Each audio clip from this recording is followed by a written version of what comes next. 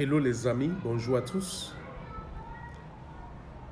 J'espère que vous allez très bien. Moi, oui. Ce jour-ci, j'aimerais parler de ce qui se passe au Rwanda. Comme vous savez, ça fait pratiquement peut-être 2 semaines ou plus où les autorités rwandaises ont décidé de fermer certaines églises. Et vous savez, ça fait depuis un bon bout de temps, pratiquement, si mes mémoires sont bonnes, plus de 3 ans ou 4 ans comme ça là, où le président Paul Kagame a décidé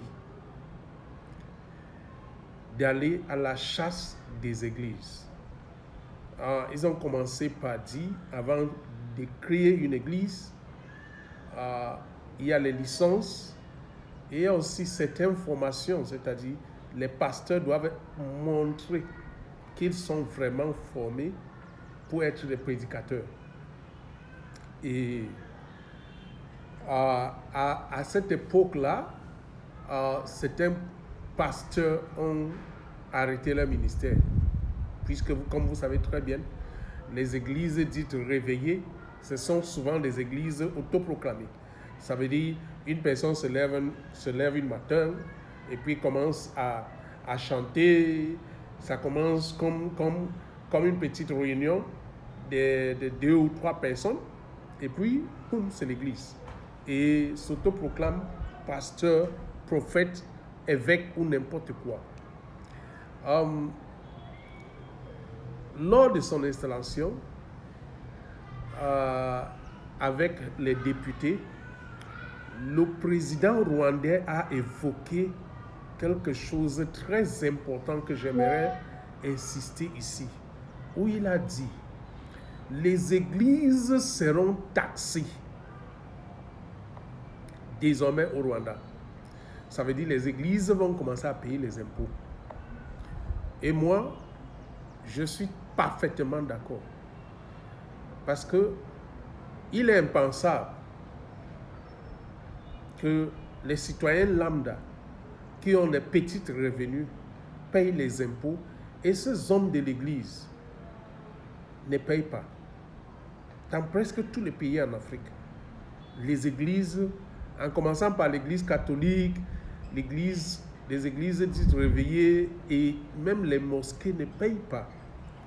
Et vous savez très bien, je n'ai pas besoin de vous dire, ces églises-là, aujourd'hui, c'est une affaire de gain, c'est une affaire d'argent.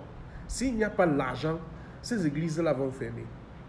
Mais moi, je vais continuer à dire en disant à Paul Kagame, taxer les églises ne suffit pas. Parce qu'ils vont toujours trouver des méthodes pour esquiver cela. J'exige et je souhaite que toutes les autorités africaines imposent cela dans leur pays. Que les églises soient taxées et que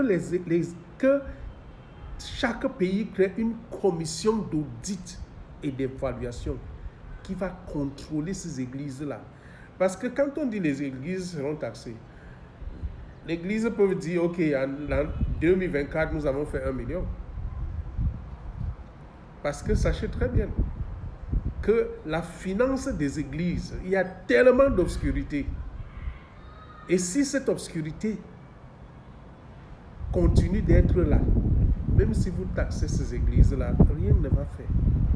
Or, si vous commencez par éradiquer cette obscurité, de mettre sur pied des systèmes de contrôle qui fait que les églises présentent leur budget chaque année, qui est pratiquement visité par cette commission pour voir si vrai, le budget respecte les objectifs de l'église. Et aussi, ceux-là qui se disent créateurs des églises, qu'ils nous disent leur salaire. En dehors de ça, on ne va pas arriver à quelque chose. Mais je dis au président Kagame, c'est déjà quelque chose. Et je souhaite que les autres autorités africaines, dans tous les autres pays, surtout le Nigeria, le Cameroun, appliquent cela et nous allons voir comment ces églises-là, les autorités-là, les pasteurs, les prophètes vont continuer à amasser le gain au nom de l'Église et au nom de Dieu.